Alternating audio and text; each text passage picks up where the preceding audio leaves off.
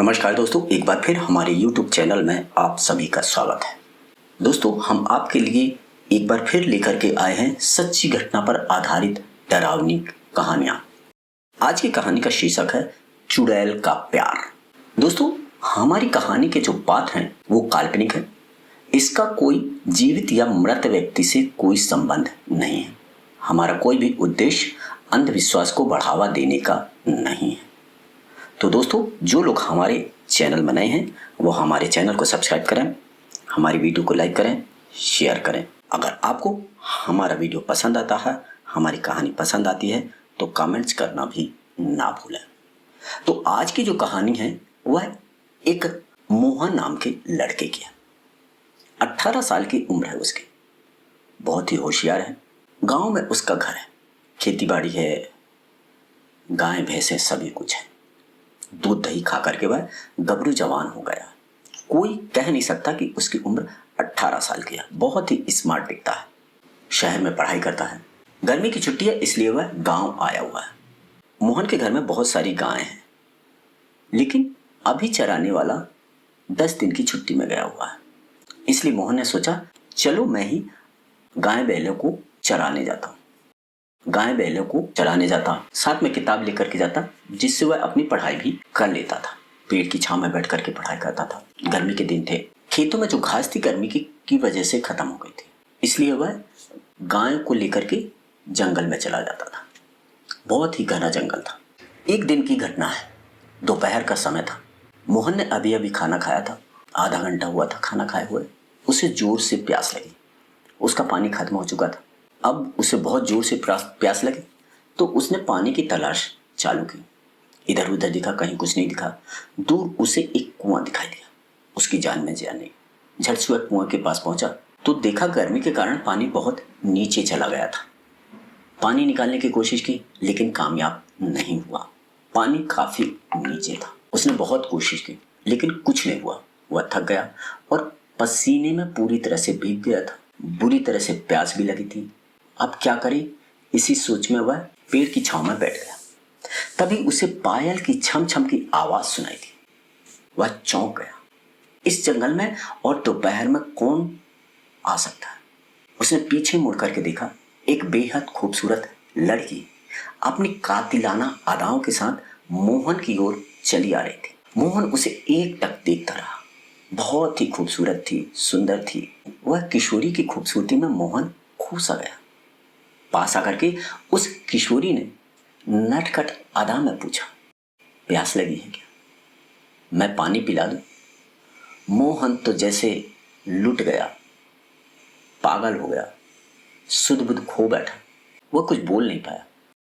उसने हाँ में सिर हिला दिया। इधर उधर दिखा, कहीं कोई देख तो नहीं रहा।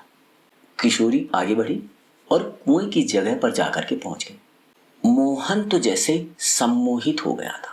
किशोरी ने पानी निकाला और मोहन की तरफ बढ़ी। मोहन बिना कुछ बोले अपने हाथों की अंजलि बना करके अपने मुंह से सटा ली। किशोरी ने अंजलि का जल मोहन की अंजलि में उड़ेलना शुरू किया। मोहन ने इस अमृत रूपी जल को पीना शुरू किया। यह अलग बात थी कि अंजलि का आधा जल जमीन पर गिर रहा था, क्योंकि अभी भी वह किशोरी के चेहरे की खूबसूरती को एकटक देखे जा रहा था। ना तो किशोरी के हाथ से जल खत्म हो रहा था, ना ही मोहन की प्यास बुझ रही थी। ऐसा प्रतीत हो रहा था जैसे सदियों की प्यास आज तृप्त हो रही हो। यह सिलसिला 15-20 मिनट तक चलता रहा।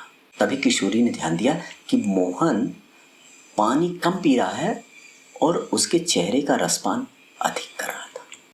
तो वह शर्मा गई। वह बोली, और पिलाऊं या कि बस? मोहन कुछ सकपका सा गया। उसने अंजलि हटा ली और अपने हाथों से मुंह को पोंछा। उसके बाद और किशोरी बल खाती हुई जंगल में गायब हो। मोहन उसे जाता हुआ दिखता रहा। वहीं बैठ गया। वह अपनी सुध बुध पूरी तरह से खो चुका था। फिर उठा और गायों को लेकर के चल दिया। लेकिन आज उसकी चाल बदली सी थी।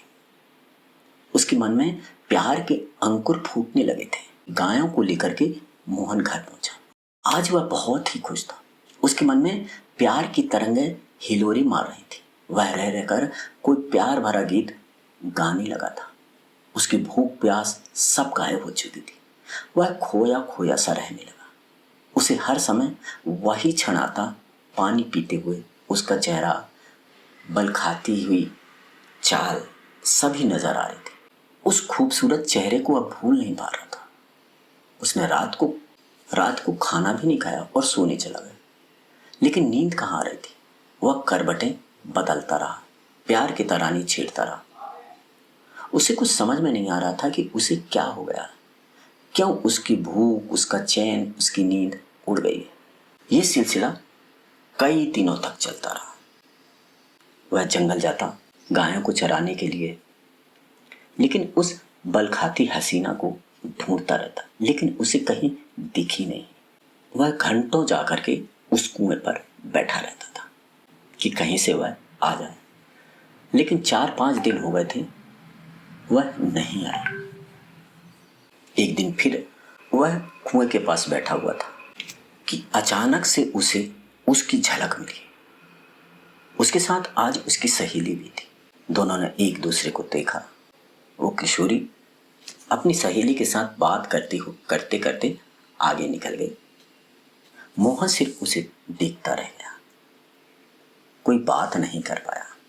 वह उसके ख्यालों में डूबा रहा।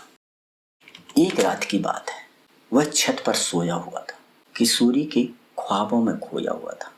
अचानक से देखा किशोरी उसके पलंग पर बैठी हुई। वह उठा और उसे देख करके आश्चर्य से बोला, तुम? उसने इधर उधर झांक करके देखा, कोई देख तो नहीं रहा। तुम याद कर रहे थे ना? उसने बोला, हाँ, मैं तुम्हारे ही ख्वाबों में खोया हुआ था, मैं तुम्हें ही याद कर रहा था। और फिर दोनों में बातचीत होने लगी। किशोरी ने उसे एक गुलाब का फूल भी दिया, उसने लिया और फिर दोनों बहुत देर तक बात करते रहे। और फिर वह कल मिलने का वादा करते हुए वह चली गई और मोहन सो गया। अचानक से रात में वह डर के मारे खूब जोर से चिल्लाया और वह कांपने लगा, पसीने से लथपथ हो गया। वह जोर से चीखा और जब तक उसके माता पिता आते वह बेहोश हो चुका था। माता पिता ने आकर के उसके चेहरे पर पानी छिड़का और भी जतन किया उसको होश आने के लिए, लेकिन कोई फायदा नहीं। माँ बाप दोनों बहुत घबरा गए। तभी माँ को अचानक से क्या हुआ, उसने हनुमान चालीसा का पाठ पढ़ना चालू कर दिया। अभी 2 ही लाइन उन्होंने पढ़ी थी कि मोहन तेज आवाज में हंसा। लेकिन आश्चर्य यह था कि उसकी जो हंसी थी वह मोहन की हंसी नहीं थी, किसी लड़की की थी। अब उसके माता पिता के प्राण सूख गए। उनको समझ में आ गया कि किसी भूत प्रेत का साया लग गया। उसके पिताजी भाग करके एक तांत्रिक के पास में गए और उसे सारा माजरा सुना दिया। तांत्रिक ने कहा, जंगल में कोई ना कोई घटना जरूर घटी है, चलो चल करके देखते हैं। और वह सभी जा रहे थे कि किसी गली में से एक बिल्ली ने रास्ता काट दिया। तांत्रिक ने कहा, चुड़ैल कोई छोटी मोटी चुड़ैल नहीं है, इसे हम अकेले नहीं संभाल सकते, आप गांव के और भी लोगों को साथ लेते हैं। और उन्होंने बहुत सारे लोगों को इकट्ठा किया और सभी को बोला कि आप सभी को एक साथ हनुमान चालीसा का ऊंचे स्वर में जाप करना है, पाठ करना है। कोई भी थोड़ा बहुत भी डरेगा नहीं। वो जो भूत है बहुत ही शक्तिशाली है, वह डराने की कोशिश करेगा। हम सभी को डरना नहीं है, किसी को भी डरना नहीं है। मैं अपना काम करूंगा, आप सबको मिलकर के चारों ओर से सिर्फ हनुमान चालीसा का पाठ करना। जैसे ही सभी लोग घर पहुंचे, एक तेज हंसी के साथ से मोहन छत की 4 दीवारी पर चलने लगा। सबके तो होश ही उड़ गए, पर किसी ने हार नहीं मानी। सभी लोगों ने एक साथ मिलकर के हनुमान चालीसा का पाठ पढ़ना चालू कर दिया। उधर तांत्रिक ने भी अपना ताम झाम जमाया और उसने अपने कार्यक्रम चालू कर दिया। अब जैसे जैसे तांत्रिक के मंत्रों का प्रभाव बढ़ता जाता और हनुमान चालीसा का प्रभाव बढ़ता जाता, जो वह चुड़ैल थी ना, वह भी भयानक तरीके से लोगों को डराने लगी। कभी वह उल्टे पांव चलती तो कभी छत पर उल्टा लटक जाती, तो वह कभी भीड़ की तरफ एक खास तेज गति से बढ़ती। लेकिन वह किसी को छू नहीं पा रही थी, क्योंकि सभी हनुमान चालीसा का पाठ कर रहे थे। यह कार्यक्रम 3-4 घंटे तक चलता रहा। तभी तांत्रिक की नजर वहां पर गिरे हुए एक गुलाब के फूल पर पड़ी। उस पर खून लगा हुआ था। उसने यह फूल जैसे ही उठाया, चुड़ैल जोर से चिल्लाई और एक भयानक रूप बना करके तेजी से तांत्रिक की ओर झपटी। लेकिन तब तक तांत्रिक ने उस फूल को उठा करके आग में डाल दिया और आग में डालते ही मोहन का शरीर शांत हो गया और कुछ ही समय में एक तेज चित्कार के साथ में उसके मुंह में से एक काला गहरा धुआं मोहन के मुंह में से निकला और निकलते से मोहन ढेर हो गया। कुछ देर बाद सब कुछ सामान्य हो गया। मोहन को भी अब होश आ चुका था। तांत्रिक के पूछने पर मोहन ने सारी बात बताई कि वह कैसे जंगल जाता था और जंगल में कुएं के पास में उसे एक लड़की मिली थी और आज वह मेरे घर पर आई थी, मेरे से मिली थी और उसने गुलाब के फूल मेरे को दिया था और उसने गुलाब के फूल में से कांटे में से मेरी अंगुली भी चुभा दी थी और उसका जो खून निकला था उसे अपनी जीभ में से चाटा भी था। तब तांत्रिक ने कहा वह लड़की नहीं थी, वह चुड़ैल थी। लोग इस चुड़ैल के प्यार से काफी हतप्रभ थे। कई दिनों तक यह बात लोगों के बीच केंद्र बिंदु बनी रही। तो दोस्तों, हमें उम्मीद है कि आपको ये चुड़ैल वाली प्यार वाली कहानी पसंद आई होगी। तो हमारे वीडियो को लाइक करिए, कमेंट्स ज़रूर करिए कि आपको ये कहानी कैसी लगी। जो लोग नए हैं वो हमारे चैनल को सब्सक्राइब ज़रूर करें। तो मिलते हैं एक नई सच्ची घटना के साथ नेक्स्ट वीडियो में। तब तक के लिए थैंक यू, धन्यवाद। हंसते रहिए, मुस्कुराते रहिए।